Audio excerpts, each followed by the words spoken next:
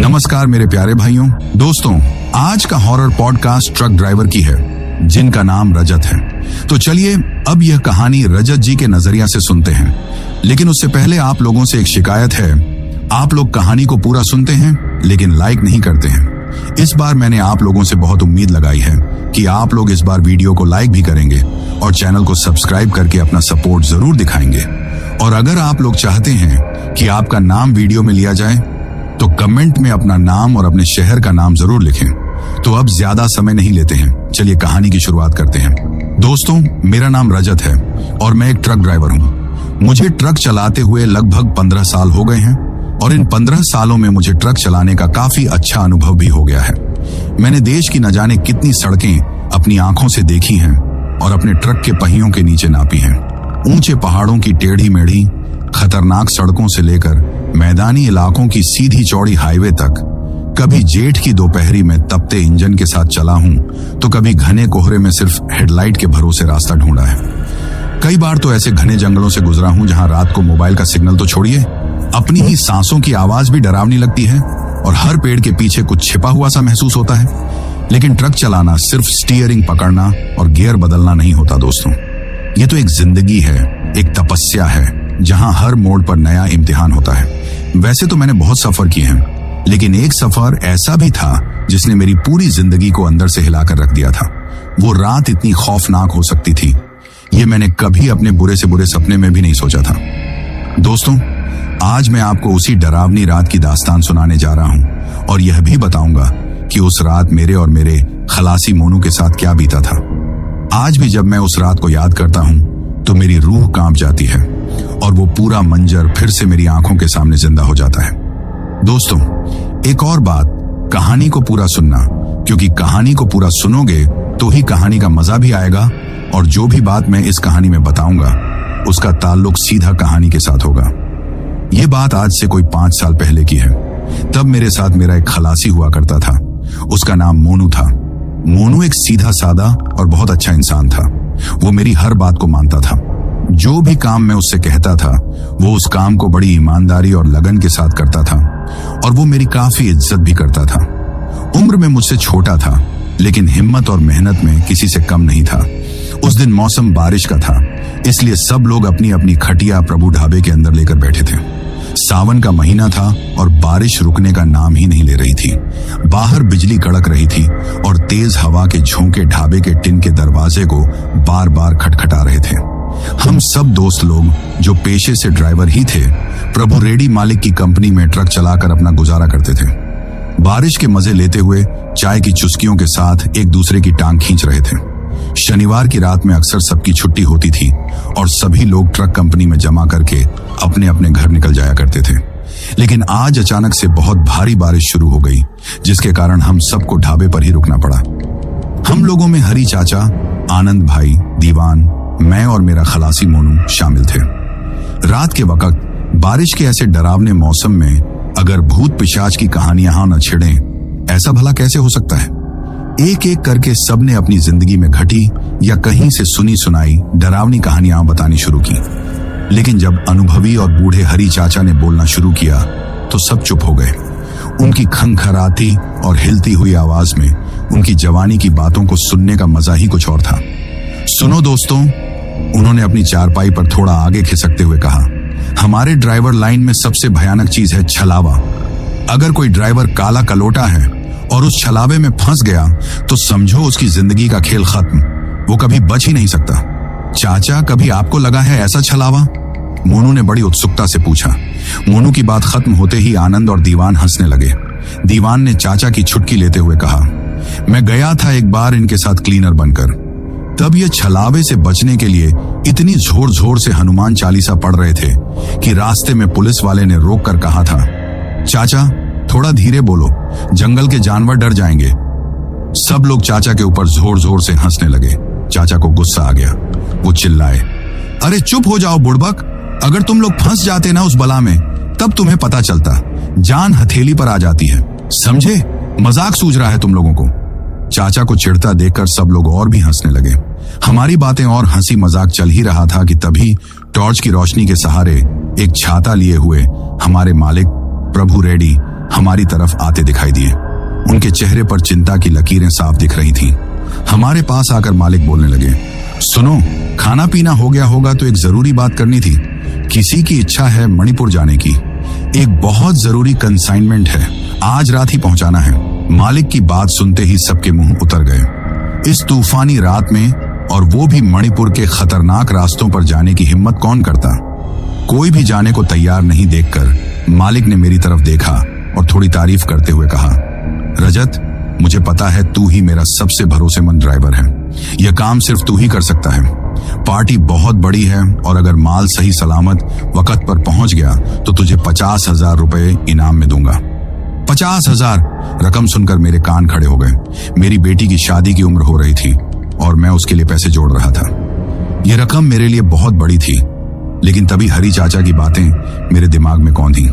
हरी चाचा तुरंत बोल पड़े, मालिक, क्यों इस लड़के की जान के दुश्मन बने हो? इस मौसम में मणिपुर का रास्ता मौत को दावत देने जैसा है और आप तो जानते ही हैं मेन हाईवे बंद है। उसे जंगल वाले रास्ते से जाना पड़ेगा जो काला कलोटा का इलाका है। उस रास्ते से आज तक कोई जिंदा वापस नहीं आया है। रहम करो इस पर, इसके भी बाल बच्चे हैं। मालिक ने परेशान होकर कहा, हरी, मैं सब समझता हूं, लेकिन मेरी भी मजबूरी है। कंसाइनमेंट बहुत जरूरी है। रजत, तू फिक्र मत कर, तू पुराना और समझदार ड्राइवर है, बस थोड़ी सावधानी बरतना। मैं कश्मकश में पड़ गया। एक तरफ हरी चाचा की डरावनी चेतावनी थी और दूसरी तरफ 50,000 रुपए और अपनी बेटी का भविष्य। मोनू चुपचाप मेरी तरफ देख रहा था, जैसे मेरे फैसले का इंतजार कर रहा हो। मैंने एक लंबी सांस ली और दिल पर पत्थर रखकर बोल ही दिया, ठीक है मालिक, मैं जाऊंगा। हरी चाचा ने अपना माथा पीट लिया। अरे नादान, क्यों मुसीबत मोल ले रहा है? मालिक तो अपने ऑफिस में बैठकर पैसे गिनेगा, जान तो हमारी जाती है। मेरी बात मान और मना कर दे उसे। लेकिन मैं अब फैसला कर चुका था। मोनू ने भी कहा, उस्ताद, आप जहां कहेंगे मैं चलूंगा। मालिक ने मुस्कुराते हुए मुझे कंपनी की रसीद और एडवांस के कुछ पैसे पकड़ा दिए और उठकर बारिश में अपनी जीप की तरफ चलने लगे। हरी चाचा के माथे पर चिंता की लकीरें और भी गहरी हो गई थीं। जैसे ही मैं और मोनू ट्रक की तरफ बढ़े, चाचा ने मेरे पास आकर कहा, रजत, मेरी बात ध्यान से सुन। उस रास्ते पर अगर कुछ भी अजीब लगे, कुछ भी अनहोनी महसूस हो तो रुकना मत, और अगर रुकना भी पड़े तो ट्रक से नीचे मत उतरना। और हाँ, यह लो। उन्होंने अपनी जेब से एक छोटी सी लोहे की कील जैसी चीज निकाली जिस पर लाल धागा लिपटा हुआ था। यह मेरे गुरु ने दी थी। इसे अपने डैशबोर्ड पर रख लेना। कहते हैं यह हर बुरी नजर और बला से बचाती है। मैंने वो कील ले ली और उनका शुक्रिया अदा किया। हम दोनों ट्रक में चढ़ गए। हमेशा की तरह ड्राइविंग सीट पर बैठने के बाद मैंने पहले स्टीयरिंग व्हील पर माथा रखकर नमन किया। मोनू ने भी भगवान को याद किया। मैंने एक्सेलरेटर पर पैर दबाया और शुरू हो गया हमारा वो सफर जो शायद हमारी जिंदगी का आखिरी सफर भी हो सकता था। ढाबे पर बैठे हरी चाचा हमें तब तक देखते रहे जब तक हमारा ट्रक अंधेरे और बारिश में ओझल नहीं हो गया। उनके चेहरे पर एक अजीब सा डर था, जैसे वो जानते हों कि हम किसी बहुत बड़ी मुसीबत की तरफ बढ़ रहे हैं। दोस्तों, हम लोग शहर की जगमगाती रोशनी को पीछे छोड़कर उस हाईवे पर आ गए थे जो हमें हमारी मंजिल की तरफ ले जाने वाला था। बारिश अब थोड़ी थम गई थी, लेकिन आसमान में अभी भी काले बादल ऐसे डेरा डाले हुए थे जैसे किसी बड़ी अनहोनी का संकेत दे रहे हों। ट्रक के केबिन के अंदर एक अजीब सी खामोशी पसरी हुई थी, जिसे बस वाइपर की आवाज और हमारे 12 चक्का ट्रक के भारी भरकम इंजन की गड़गड़ाहट ही तोड़ रही थी। सफर लंबा था और हमें सुबह होने से पहले उस खतरनाक जंगल वाले रास्ते को पार करना था, इसलिए मैं बिना रुके ट्रक को भगाए जा रहा था। उस्ताद, आपको सच में लगता है कि हमें उस रास्ते से जाना चाहिए था? आखिरकार मोनू ने अपनी चुप्पी तोड़ी। उसकी आवाज में एक अनजाना सा डर और हिचकिचाहट साफ महसूस हो रही थी। मैंने उसे तसल्ली देने की कोशिश करते हुए कहा, अरे मोनू, तू फिक्र क्यों करता है? ये सब हरी चाचा की पुरानी बातें हैं। हम ड्राइवर लोग हैं, हमारा तो काम ही है खतरों से खेलना। बस नजर सीधी रख और दिल मजबूत रख, और फिर देख, सेठ जी ने इनाम भी तो कितना अच्छा रखा है। तेरी बहन की शादी में काम आएंगे पैसे। मेरी बात सुनकर मोनू चुप तो हो गया, लेकिन मैं जानता था कि वो अभी भी अंदर ही अंदर डरा हुआ है। सच कहूं तो मेरे दिल के किसी कोने में भी एक अजीब सी बेचैनी थी। हरी चाचा की वो डरावनी बातें और उनकी आंखों में दिखी चिंता मेरे जहन में बार बार कौंध रही थी। मैंने मन को शांत करने के लिए डैशबोर्ड पर रखी भगवान की मूर्तियों को देखा और फिर उस लोहे की कील पर नजर डाली जिसे हरी चाचा ने दिया था। उसे देखकर एक अजीब सी हिम्मत मिली। लगभग 3 घंटे लगातार ड्राइव करने के बाद हम लोग उस जगह पहुंचे जहां से रास्ता 2 हिस्सों में बंट रहा था। मुख्य हाईवे पर पुलिस की बैरिकेडिंग लगी हुई थी और ट्रकों और गाड़ियों की एक लंबी कतार दूर तक नजर आ रही थी। मैंने ट्रक को साइड में लगाकर एक पुलिस वाले से पूछा, भाई साहब क्या हो गया है, ये जाम क्यों लगा है? उसने ऊँघती हुई आवाज में जवाब दिया, आगे पहाड़ धंस गया है साहब, पूरा मलबा सड़क पर आ गया है। 2-3 दिन तो आराम से लग जाएंगे इसे खोलने में।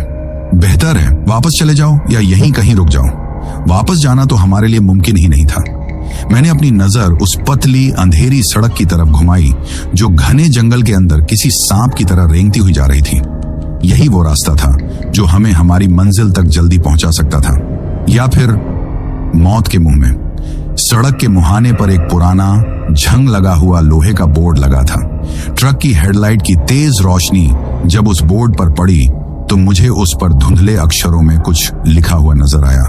बड़े बड़े शब्दों में लिखा था, सावधान, आगे का रास्ता अत्यंत खतरनाक और सुनसान है, जंगली जानवरों का भय। और उसके ठीक नीचे किसी ने शायद कोयले या लाल पेंट से खुरदुरे अक्षरों में लिखा था, यह रास्ता शापित है, रात के समय इस पर सफर करना मना है, यहाँ काला कलोटा का वास है। एक पल के लिए मेरे शरीर में सिहरन दौड़ गई। हरी चाचा की बातें सच होती नजर आ रही थी। मोनू ने भी उस बोर्ड को पढ़ लिया था और उसका चेहरा डर के मारे सफेद पड़ गया था। उस्ताद, ये तो वही हरी चाचा इसी की बात कर रहे थे। उस्ताद, वापस लौट चलते हैं, जान है तो जहान है, वह गिड़गिड़ाती आवाज में बोला। मैंने एक गहरी सांस ली। मेरे अंदर भी एक जंग चल रही थी। एक तरफ डर था और दूसरी तरफ अपनी जुबान और जिम्मेदारी। मैंने सेठ जी को वादा किया था। मैंने उस बोर्ड को दोबारा देखा और फिर खुद को समझाया, हो सकता है किसी ने आसपास के गांव वालों को डराने के लिए या शरारत में यह लिख दिया हो ताकि लोग इस शॉर्टकट का इस्तेमाल ना करें।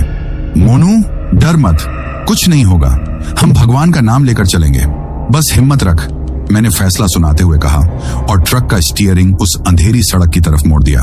दोस्तों, जैसे ही हमने अपना ट्रक उस संकरी सड़क पर मोड़ा, ऐसा लगा जैसे हम किसी दूसरी ही दुनिया में आ गए हों। माहौल एकदम से बदल गया था। घना जंगल दोनों तरफ से सड़क को ऐसे घेरे हुए था जैसे कोई दैत्य अपना मुंह फाड़े हमें निगलने को तैयार खड़ा हो। पेड़ों की ऊंची ऊंची शाखाएं आपस में इस कदर उलझी हुई थीं कि उन्होंने ऊपर एक छत सी बना दी थी जिससे चांद की हल्की फुल्की रोशनी भी जमीन तक नहीं पहुंच पा रही थी। हमारे ट्रक की हेडलाइट ही रोशनी का एकमात्र जरिया थी जो उस घने अंधेरे को चीरने की नाकाम कोशिश कर रही थी। मोबाइल का सिग्नल तो कब का दम तोड़ चुका था। कुछ किलोमीटर अंदर जाने के बाद ही मुझे एहसास हो गया था कि यह रास्ता आम नहीं है। यहाँ एक अजीब सी कान फाड़ देने वाली खामोशी थी। इतनी गहरी खामोशी कि झिंगुरों तक की आवाज नहीं आ रही थी। हवा में एक अनजानी सी ठंडक और सड़न जैसी गंध घुली हुई थी जो सीधे हड्डियों तक पहुंच रही थी। मैं अपने डर को छिपाने के लिए मोनू से इधर उधर की बातें करने की कोशिश कर रहा था, लेकिन मेरी आवाज भी उस खामोशी में खोकर रह जाती थी। मोनू तो बस आंखें फाड़े कभी सड़क को तो कभी जंगल के अंधेरे को घूर रहा था। मैंने सोचा कि माहौल को थोड़ा हल्का करने के लिए रेडियो चला लूं। मैंने रेडियो ऑन किया। कुछ देर खरखराहट की आवाज के बाद अचानक एक स्टेशन पकड़ में आ गया। एक पुराना दर्द भरा गाना बजने लगा। गाना सुनकर हम दोनों को थोड़ी राहत मिली। मैं भी स्टीयरिंग पर उंगलियों से ताल देने लगा, लेकिन गाना अचानक बीच में ही रुक गया और फिर एक कर्कश, दिल को चीर देने वाली आवाज में कोई औरत गाने लगी। वो आवाज इतनी भयानक और बेसुरी थी कि मेरे रोंगटे खड़े हो गए। ऐसा लग रहा था जैसे कोई कांच पर नाखून रगड़ रहा हो। मैंने घबराकर तुरंत रेडियो बंद कर दिया। केबिन में फिर से वही भयानक खामोशी छा गई। ये कैसी आवाज थी उस्ताद? मोनू ने कांपती हुई आवाज में पूछा। पता नहीं, मैंने कहा, शायद सिग्नल की कोई गड़बड़ होगी, लेकिन मैं खुद भी जानता था कि यह सिग्नल की गड़बड़ नहीं थी। यह कुछ और था, कुछ अप्राकृतिक, कुछ भयानक। और फिर हमें वो आवाज दोबारा सुनाई दी, इस बार और भी साफ। रेडियो बंद था, लेकिन वो कर्कश गाना अभी भी बज रहा था, बहुत धीमी आवाज में, जैसे कोई हमारे केबिन के अंदर ही हमारे कानों में फुसफुसाकर गा रहा हो। हम दोनों एक दूसरे का चेहरा देखने लगे। हमारे चेहरे पर हवाइयां उड़ रही थीं। ये साफ था कि हम किसी बहुत बड़ी मुसीबत में फंस चुके थे। हमने इस रास्ते पर आकर अपनी जिंदगी की सबसे बड़ी गलती कर दी थी।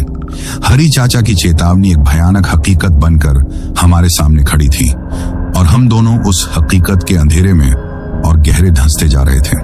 दोस्तों, बंद रेडियो से आती वो कर्कश और भयानक आवाज सुनकर हम दोनों की हालत खराब हो चुकी थी। वो गाना नहीं था, वो एक तरह की चीख थी जिसे शोर में गाने की कोशिश की जा रही थी। ऐसा लग रहा था जैसे कोई बेपनाह दर्द में तड़प रहा हो और अपनी उस तड़प को आवाज दे रहा हो। मैंने घबराकर डैशबोर्ड पर हाथ मारकर देखा। रेडियो पूरी तरह से बंद था, लेकिन वो आवाज अभी भी आ रही थी, धीमी पर लगातार। वो हमारे जहन के अंदर गूंज रही थी। उस्ताद, ये क्या हो रहा है? मोनू डर के मारे लगभग रोने वाला था। वो अपनी सीट से खिसककर मेरे और करीब आ गया था। हिम्मत रख मोनू, हिम्मत रख, कुछ नहीं है, बस हमारा वहम है। मैं उसे दिलासा दे रहा था, लेकिन मेरी अपनी आवाज कांप रही थी। मैंने हनुमान चालीसा का पाठ मन ही मन शुरू कर दिया। जैसे जैसे मैं पाठ करता गया, वो आवाज धीरे धीरे कम होती गई और फिर पूरी तरह से बंद हो गई। केबिन में एक बार फिर वही मौत जैसी खामोशी छा गई, लेकिन इस बार यह खामोशी पहले से कहीं ज्यादा डरावनी लग रही थी। हम दोनों चुपचाप सांस रोके आगे बढ़ते रहे। मेरा पूरा ध्यान अब सड़क पर था। मैं बस जल्द से जल्द इस मनहूस जंगल से बाहर निकल जाना चाहता था। हम मुश्किल से 2-3 किलोमीटर ही आगे बढ़े होंगे कि हेडलाइट की रोशनी में मुझे दूर कुछ अजीब सा नजर आया। सड़क के किनारे एक बहुत बड़ा पुराना बरगद का पेड़ था। उसकी जटाएं किसी बूढ़े साधु की दाढ़ी की तरह जमीन तक लटक रही थी। लेकिन जो चीज अजीब थी वो यह थी कि उस पेड़ की एक मोटी डाल से एक साड़ी लटक रही थी, लाल रंग की चमकीली साड़ी। इस घने वीरान जंगल में आधी रात को एक पेड़ से लटकती साड़ी, ये दृश्य अपने आप में बहुत अजीब और डरावना था। उस्ताद, वो देखो, मोनू ने कांपती उंगली से उस पेड़ की तरफ इशारा किया। देख रहा हूं, मैंने ट्रक की रफ्तार थोड़ी धीमी करते हुए कहा। हो सकता है आसपास कोई गांव हो और किसी की साड़ी हवा में उड़कर यहां अटक गई हो। मैं खुद को और मोनू को तसल्ली देने की नाकाम कोशिश कर रहा था। जैसे जैसे हमारा ट्रक उस पेड़ के नजदीक पहुंचता गया, हमारा डर और भी बढ़ता गया, क्योंकि अब हमें कुछ और भी नजर आ रहा था। उस लटकती हुई साड़ी के ठीक नीचे जमीन पर एक छोटा सा बच्चा बैठा खेल रहा था। वही बच्चा जिसे मैंने और मोनू ने कुछ देर पहले सड़क पार करते और जंगल में भागते हुए देखा था। वही सफेद नंगा शरीर, सिर पर एक भी बाल नहीं। वो जमीन पर पड़ी सूखी पत्तियों से खेल रहा था और उसकी पीठ हमारी तरफ थी। मेरे हाथ स्टीयरिंग व्हील पर ही जम गए। दिमाग सुन्न हो गया था। ये कैसे हो सकता है? वो बच्चा तो जंगल में भाग गया था, वो यहाँ क्या कर रहा है? और इस वक्त, उस्ताद, ट्रक रोको मत, प्लीज यहां से चलो। मोनू लगभग चीख पड़ा, लेकिन मैं जैसे सुध बुध खो बैठा था। मैं बस उस बच्चे को घूर रहा था। तभी जैसे उसे हमारे आने का एहसास हो गया हो, उसने खेलना बंद कर दिया और फिर बहुत धीरे धीरे उसने अपनी गर्दन घुमाकर हमारी तरफ देखना शुरू किया। दोस्तों, काश वो कभी हमारी तरफ न देखता। जैसे ही उसका चेहरा हमारी हेडलाइट की रोशनी में आया, हमारी चीख निकल गई। उसका चेहरा किसी बच्चे का नहीं था। उसकी आंखें नहीं थीं। आंखों की जगह सिर्फ 2 गहरे काले गड्ढे थे, जो अंधेरे से भी ज्यादा काले लग रहे थे। उसके होंठ नहीं थे, बस एक चौड़ा सा चीरा था जो कानों तक फैला हुआ था, और उस चीरे के अंदर से नुकीले छोटे छोटे दांत चमक रहे थे। वो हमें देखकर मुस्कुराया और उसकी वो मुस्कान किसी भी इंसान के दिल में हमेशा के लिए दहशत भरने के लिए काफी थी। वो हमें देखकर मुस्कुराया और फिर किसी मकड़ी की तरह अपने चारों हाथ पैरों का इस्तेमाल करते हुए तेजी से रेंगता हुआ उस बरगद के पेड़ के मोटे तने के पीछे अंधेरे में गायब हो गया। इस बार हम दोनों का डर हदें पार कर चुका था। मैंने बिना एक पल गंवाए ट्रक के एक्सेलरेटर पर पूरा जोर लगा दिया। ट्रक गरजता हुआ आगे बढ़ा। मोनू ने डर के मारे अपनी आंखें बंद कर ली थी और जोर जोर से भगवान का नाम ले रहा था। मेरी नजरें सामने सड़क पर थीं, लेकिन मेरा दिमाग अभी भी उसी बच्चे के भयानक चेहरे पर अटका हुआ था। अब यह साफ हो चुका था, यह लुटेरों का कोई जाल नहीं था, यह हमारा वहम भी नहीं था, यह कुछ और था। यह वही छलावा, वही काला कलोटा था जिसके बारे में हरी चाचा ने हमें चेतावनी दी थी, और हम उसके जाल में पूरी तरह से फंस चुके थे। हमें नहीं पता था कि हम इस जंगल से जिंदा बाहर निकल भी पाएंगे या नहीं। हर अगला मोड़ हमें मौत के और करीब ले जा रहा था। उस भयानक बच्चे को देखने के बाद हम दोनों की जो हालत हुई उसे शब्दों में बयां करना मुश्किल है। मेरा पूरा शरीर कांप रहा था और ठंडे पसीने से तरबतर था। मोनू तो बस अपनी सीट से चिपका हुआ आंखें बंद के लगातार हनुमान चालीसा बुदबुदा रहा था। मैंने ट्रक की रफ्तार इतनी बढ़ा दी थी जितनी उस ऊबड़ खाबड़ संकरी सड़क पर बढ़ा सकता था। केबिन के अंदर का माहौल इतना तनावपूर्ण था कि हम दोनों को अपनी ही सांसों की आवाज ढोल की तरह बजती हुई सुनाई दे रही थी। डर को कम करने के लिए मैंने जोर जोर से बोलना शुरू किया, कुछ नहीं है मोनू, बस थोड़ी दूर और, ये जंगल खत्म होते ही सब ठीक हो जाएगा। बस आंखें बंद रख और भगवान का नाम लेता रहा। लेकिन मैं खुद भी जानता था कि मैं सिर्फ उसे नहीं बल्कि अपने आप को भी बहला रहा था।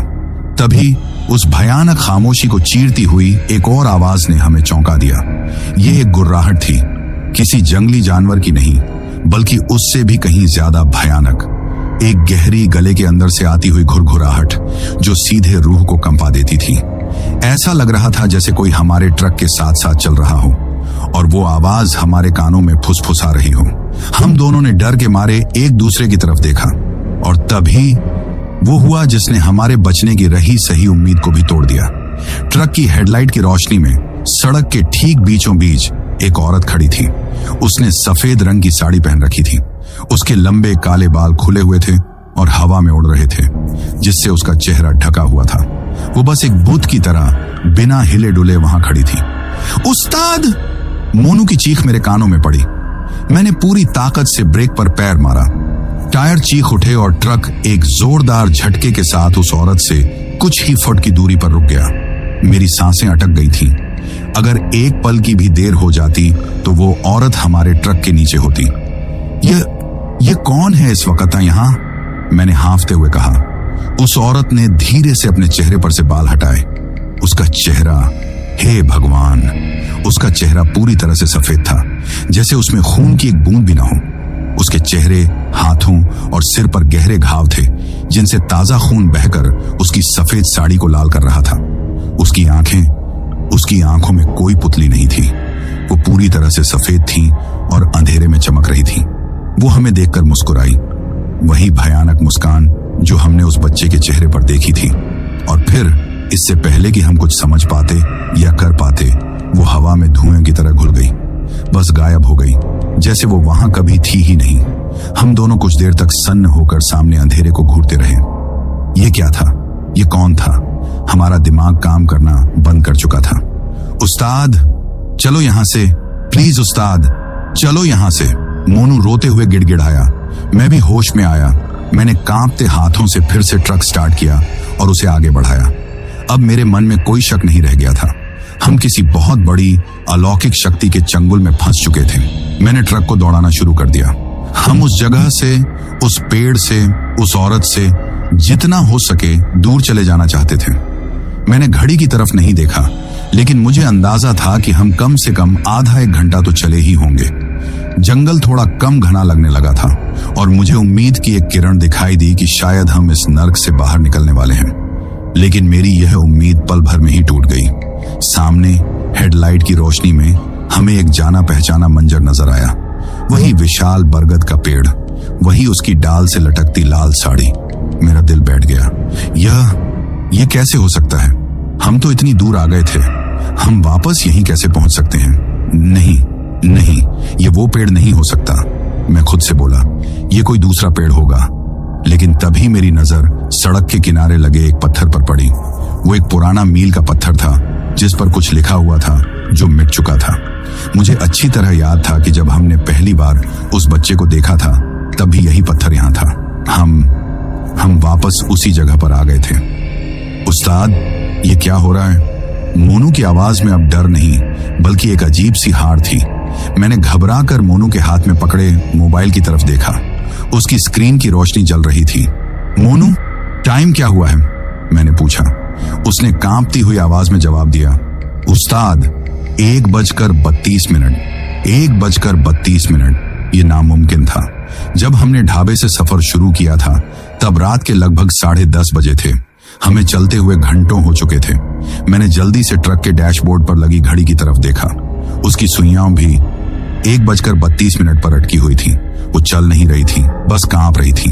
अब मैं सब कुछ समझ गया। हरी चाचा की बातें मेरे कानों में गूंजने लगी। मोनू, मैंने एक ठंडी और हारी हुई आवाज में कहा, हम फंस गए हैं, हम वक्त के एक पहिए में फंस गए हैं। यही छलावा है, यही काला कलोटा है।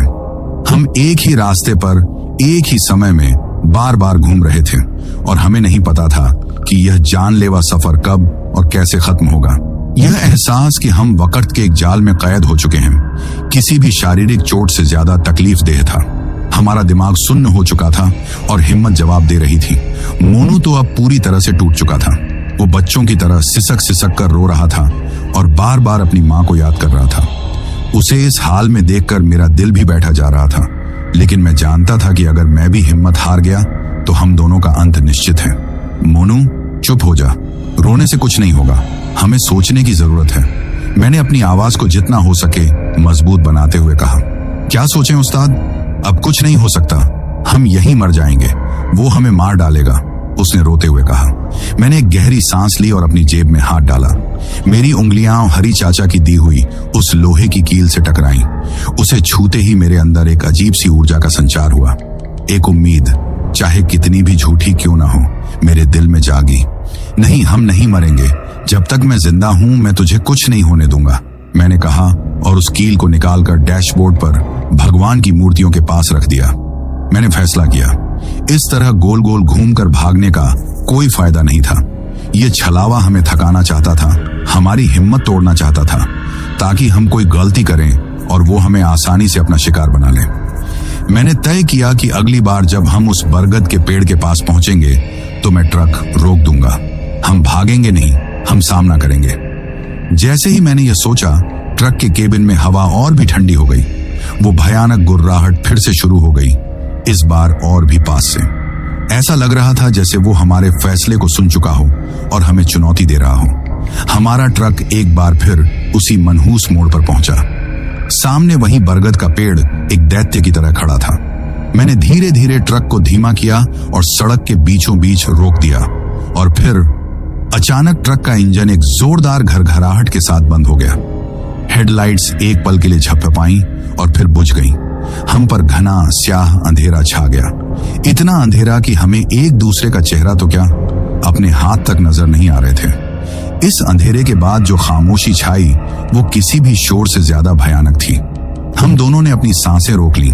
हर एक पल एक सदी जैसा लग रहा था और फिर वो शुरू हुआ। पहले एक हल्की सी खरोंच की आवाज आई मेरे ड्राइवर साइड वाले दरवाजे पर, जैसे कोई अपने लंबे नाखूनों से उसे खुरच रहा हो। वो आवाज लगातार और तेज होती जा रही थी।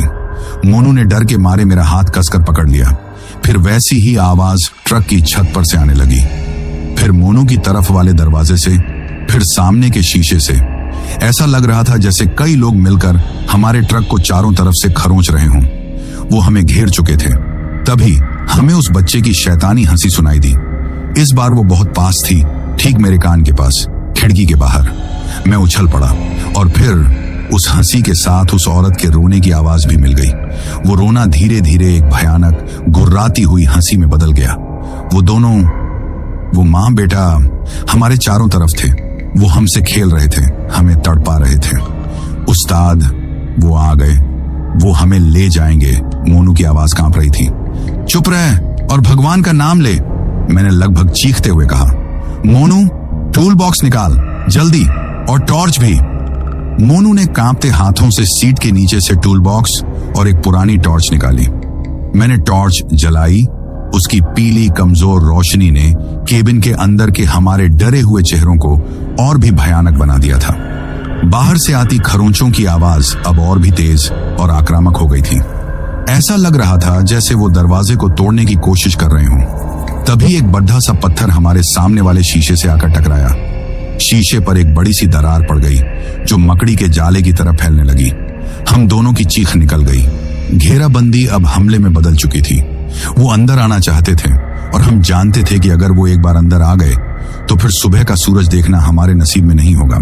सामने के शीशे पर पड़ी वो दरार सिर्फ कांच पर नहीं, हमारी हिम्मत पर पड़ी थी। अब तक हम केबिन के अंदर खुद को थोड़ा बहुत महफूज समझ रहे थे, लेकिन अब वो आखिरी कवच भी टूटने लगा था। बाहर से आती खरोंचों की आवाजें अब और भी ज्यादा उन्मादी और हिंसक हो गई थीं। ऐसा लग रहा था कि वो किसी भी कीमत पर अंदर आना चाहते हैं। उस्ताद, अब क्या होगा? मोनू ने हताशा में कहा। मैंने टॉर्च की रोशनी में डैशबोर्ड पर रखी उस लोहे की कील को देखा। फिर मैंने टूल बॉक्स में से एक भारी भरकम रिंच निकाल लिया। जो भी होगा देखा जाएगा मोनू, लेकिन हम बिना लड़े नहीं मरेंगे, मैंने कहा। मेरी आवाज मेरे डर के बावजूद मजबूत थी।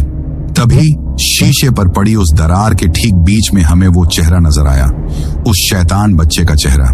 उसकी वो बिना आंखों वाली काली खोहें हमें घूर रही थी। उसने अपना मुंह खोला और हमें लगा जैसे वो केबिन के अंदर की सारी हवा को खींच रहा है। एक सड़ी हुई बांसी गंध से हमारा दम घुटने लगा। वो अपना हाथ उस दरार के अंदर घुसाने की कोशिश कर रहा था। उसके लंबे काले नाखून कांच पर भयानक आवाज कर रहे थे। हम दोनों डर के मारे पीछे की तरफ चिपक गए, लेकिन आतंक कभी खत्म नहीं हुआ था। मोनू की तरफ वाली खिड़की पर एक साया उभरा, सफेद साड़ी वाली उस औरत का। इस बार उसका चेहरा और भी भयानक था। त्वचा गली हुई लग रही थी, जगह जगह से मांस लटक रहा था और घावों से खून की जगह कोई काला गाढ़ा तरल पदार्थ रिस रहा था। उसने अपना चेहरा खिड़की के कांच से चिपका दिया। उसकी सफेद आंखें सीधे मोनू की आंखों में झांक रही थीं। उसने अपना मुंह खोला और एक लंबी सांप जैसी जीभ निकालकर खिड़की के शीशे को चाटने लगी। यह दृश्य मोनू के लिए बर्दाश्त से बाहर था। उसकी आंखों के सामने अंधेरा छा गया और वो बेहोश होकर मेरी गोद में गिर पड़ा। अब मैं केबिन में अकेला था। मेरा साथी बेहोश था और बाहर दो भूखी आत्माएं मौत बनकर खड़ी थीं। एक पल के लिए मुझे लगा कि सब कुछ खत्म हो गया। मैंने आंखें बंद कर ली और अपने परिवार को याद किया, लेकिन फिर मेरे अंदर से एक आवाज आई, रजत, तू एक ड्राइवर है। तूने सड़कों से लड़ना सीखा है, तूफानों से लड़ना सीखा है। तू इन साइयों से हार नहीं मान सकता। एक अजीब सी हिम्मत और गुस्सा मेरे अंदर भर गया। मैंने जोर से जयकारा लगाया, जय बजरंग बली। तभी मेरे ड्राइवर साइड का दरवाजा एक जोरदार झटके के साथ खुल गया। वो अपने आप नहीं खुला था, उसे किसी ने बाहर से उखाड़ फेंका था। दरवाजा जमीन पर गिरा और उस खाली जगह पर वो औरत खड़ी थी। वो गुर्रा रही थी और अपनी गली हुई उंगलियों से मेरी तरफ इशारा कर रही थी। वो मुझ पर झपट्टी। मैंने आप देखा न ताम और हरी चाचा की दी हुई वो लोहे की कील उसकी तरफ बढ़ा दी। जैसे ही वो पवित्र कील उस औरत के शरीर से छुई, एक कान फाड़ देने वाली चीख पूरे जंगल में गूंज उठी। कोई आम चीख नहीं थी, वो ऐसी आवाज थी जिसे सुनकर पत्थर भी पिघल जाए। जहां जहां कील ने उसे छुआ था वहां से धुआं उठने लगा, जैसे तेज अब डाल दिया हो। वो दर्द से तड़पती हुई कई कदम पीछे हट गई।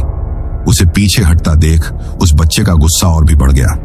वो सामने के टूटे शीशे से कूदकर केबिन के अंदर आ गया और मकड़ी की तरह रेंगता हुआ मुझ पर हमला करने के लिए बढ़ा। मैं अब अकेला दो तरफ से घिर चुका था। मैंने रिंच को कसकर पकड़ा। यह मेरी जिंदगी की आखिरी लड़ाई थी। या तो मैं बचूंगा या फिर इस मनहूस जंगल में हमेशा के लिए दफन हो जाऊंगा। वो बच्चा मुझ पर कूदा और मैंने पूरी ताकत से रिंच घुमा दिया। मेरी और उन आत्माओं के बीच एक भयानक संघर्ष शुरू हो गया था। वो बच्चा बार बार मुझ पर झपटता और मैं रिंच से अपना बचाव करता। मेरा हर वार उसके शरीर के आर पार निकल जाता, लेकिन उसे कुछ पलों के लिए पीछे धकेल देता था। दूसरी तरफ वो औरत कील से जलने के बाद और भी ज्यादा खूंखार हो गई थी। वो केबिन के बाहर से ही मुझ पर हमला करने की कोशिश कर रही थी। उसकी लंबी बाहें किसी सांप की तरह मेरी तरफ बढ़ रही थीं। ट्रक बुरी तरह से हिल रहा था। मुझे एहसास हुआ कि वो सिर्फ मुझ पर हमला नहीं कर रहे, बल्कि ट्रक को सड़क के किनारे बनी गहरी खाई की तरफ धकेल रहे हैं। उनका मकसद साफ था, हमें ट्रक समेत उस खाई में गिराकर हमारी कहानी हमेशा के लिए खत्म कर देना। लड़ते लड़ते मैं बुरी तरह से थक चुका था। मेरे हाथ पैरों पर कई खरोंचें आ गई थीं। मुझे लगा कि अब मैं और नहीं लड़ पाऊंगा। तभी मेरी नजर बेहोश पड़े मोनू पर गई। उसके मासूम चेहरे को देखकर मेरे अंदर फिर से हिम्मत जागी। मैं इस लड़के को ऐसे मरने नहीं दे सकता था। मोनू, उठ मोनू! मैं जोर से चिल्लाया। उठ जा भाई, मेरी मदद कर। शायद मेरी आवाज या केबिन के जोरदार झटकों ने असर किया। मोनू ने धीरे धीरे आंखें खोली। जैसे ही उसने मुझे अकेले उन दोनों से लड़ते हुए देखा, उसके अंदर का डर न जाने कहां गायब हो गया। एक अजीब सी हिम्मत उसके चेहरे पर आई। उसने बिना कुछ सोचे टूल बॉक्स में से एक लंबा लोहे का रॉड उठाया और उस बच्चे पर टूट पड़ा जो मुझ पर हमला करने वाला था। अब हम दो थे और वो भी दो। हमारी लड़ाई और भी भीषण हो गई। हम बस अपनी जान बचाने के लिए नहीं लड़ रहे थे, हम उस अंधेरे पर जीत हासिल करने के लिए लड़ रहे थे। तभी मुझे जंगल के पेड़ों के बीच से एक हल्की सी नीली रोशनी छन कर आती हुई दिखाई दी। सुबह हो रही थी। पौ फट रही थी।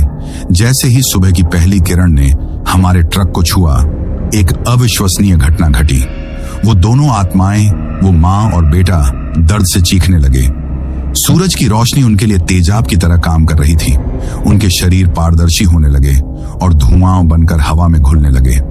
उन्होंने हमें आखिरी बार नफरत भरी नजरों से देखा और उनकी वो भयानक चीखें पूरे जंगल में गूंजती हुई शांत हो गईं। जिस पल वो गायब हुए, उसी पल ट्रक का इंजन, जो कब से बंद पड़ा था, एक जोरदार आवाज के साथ अपने आप स्टार्ट हो गया। डैशबोर्ड पर लगी घड़ी की सुइयां, जो एक 32 पर अटकी हुई थी, अचानक से चलने लगी। सुबह के 5:30 बज रहे थे। वो भयानक छलावा, वो वक्त का पहिया टूट चुका था। हम बच गए थे। हम दोनों कुछ देर तक हांफते हुए एक दूसरे को देखते रहे। हमारे शरीर पर चोटें थीं, कपड़े फटे हुए थे, लेकिन हम जिंदा थे। मैंने बिना एक पल गंवाए ट्रक को गियर में डाला और उसे उस मनहूस जगह से भगा लिया। हमने पीछे मुड़कर एक बार भी नहीं देखा। जब हम उस शापित घाटी से निकलकर मुख्य हाईवे पर पहुंचे, तो उगते हुए सूरज की सुनहरी धूप ने हमारा स्वागत किया। वो धूप हमें किसी वरदान जैसी लग रही थी। मैंने ट्रक को सड़क के किनारे रोका और हम दोनों नीचे उतरकर जमीन पर ही बैठ गए। हम कांप रहे थे, लेकिन हमारी आंखों में जिंदा बच जाने की खुशी के आंसू थे। हमने अपनी मंजिल पर माल पहुंचाया, सेठ जी से इनाम लिया, लेकिन उन पैसों में अब हमें कोई खुशी महसूस नहीं हो रही थी। वापसी पर जब हम उसी ढाबे पर रुके, तो हरी चाचा हमें देखकर दौड़ते हुए आए। हमारे ट्रक की हालत, टूटा हुआ शीशा, उखड़ा हुआ दरवाजा और हमारे चेहरों पर का खौफ देखकर वो सब कुछ समझ गए। तुम लोग वहां से जिंदा वापस आ गए? उनकी आवाज में हैरानी थी। मैंने उन्हें पूरी कहानी सुनाई, वो कील दिखाई जो अब थोड़ी काली पड़ गई थी। सब ड्राइवर हमें घेर कर खड़े थे और खामोशी से हमारी दास्तान सुन रहे थे। उस दिन के बाद मैं और मोनू हमेशा के लिए बदल गए थे। हमें समझ आ गया था कि इस दुनिया में वो चीजें भी मौजूद हैं जिन्हें हमारी आंखें देख नहीं सकती, लेकिन महसूस कर सकती हैं। दोस्तों, मेरी इस कहानी का मकसद आपको डराना नहीं है, बल्कि यह बताना है कि सड़कों पर कभी कभी सुनी सुनाई बातें और चेतावनियां सिर्फ वहम नहीं होती। कभी कभी विश्वास और हिम्मत ही अंधेरे से लड़ने का सबसे बड़ा हथियार बन जाते हैं। और हमेशा याद रखना, अगर आप सही हो तो कोई भी बुरी ताकत आपको हरा नहीं सकती। बस हिम्मत मत हारना।